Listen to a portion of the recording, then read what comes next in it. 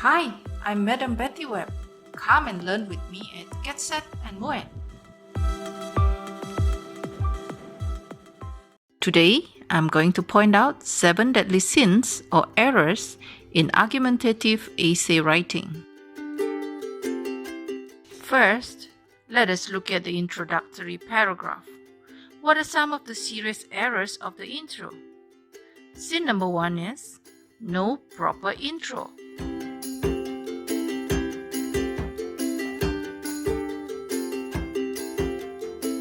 Here is an example. By the way, all our samples are based on this topic. Success cannot be measured by our wealth. The beginning of this introductory paragraph is too sudden. It jumped directly to the stand of the writer. How can we improve it?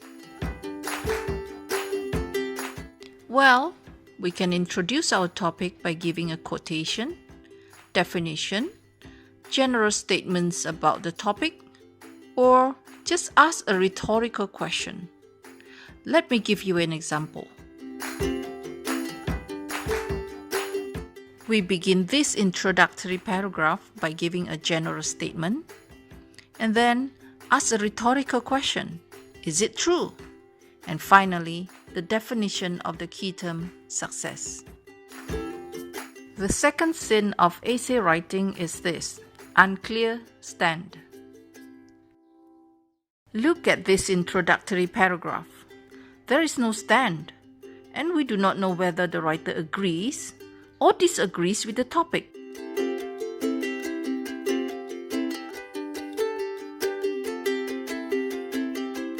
Aha!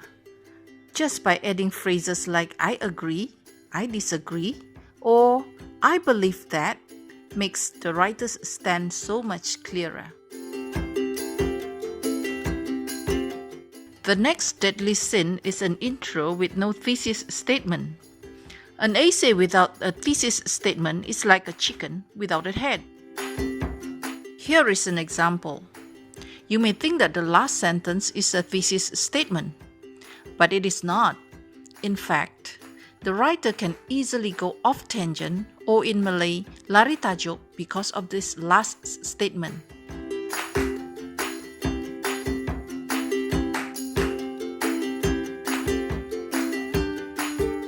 What is a thesis statement?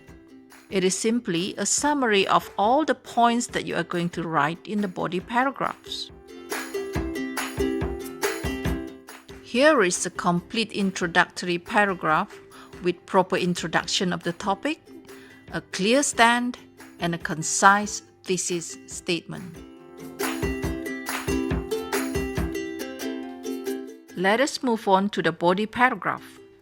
Sin number 4, unclear topic sentence.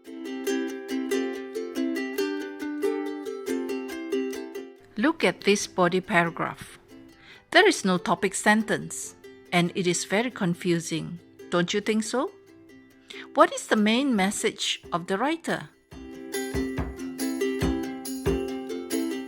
This is how you improve it.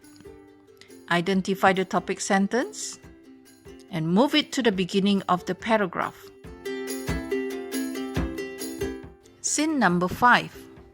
This is a very common error. Writing irrelevant statements in your body paragraph.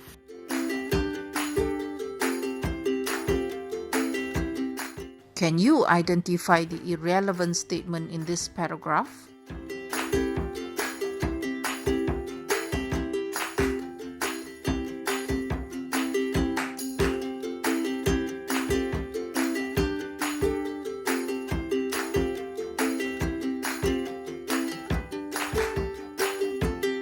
Here it is.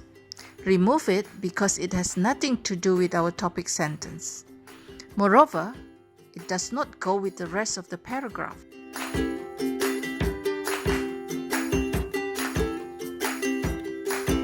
Next, unclear argument in the body paragraph.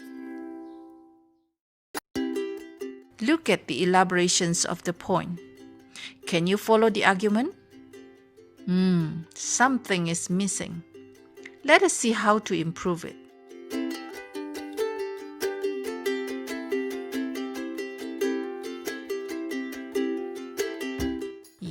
Yes, these sentences need to be organized. Let the ideas flow from beginning to the end of the paragraph. We start with the topic sentence, followed by the explanation and examples to illustrate our points. After that, we can also explain the effect or impact it has on the people involved. And finally, bring the paragraph to a close with a mini conclusion. Here is something very important. Take note of the transition words used here to help our readers follow our ideas.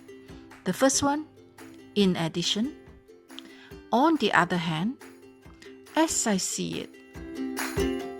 Last but not less sinful is introducing new ideas in the concluding paragraph. Here is an example. Can you identify the new ideas that don't belong here?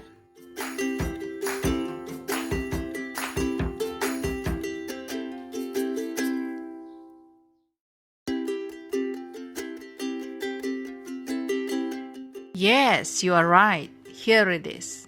Remember, we are concluding all our arguments.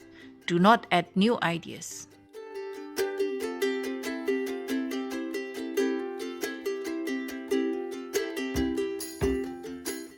How to write a concluding paragraph? Just rephrase or restate your thesis statement. And then, call to action.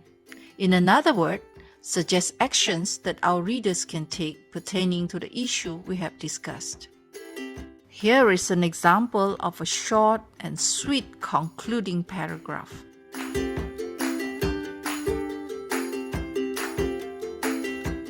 This is the end of our lesson. Thank you for watching. If you find my lesson helpful, please subscribe, like, and share with others. Till then, bye!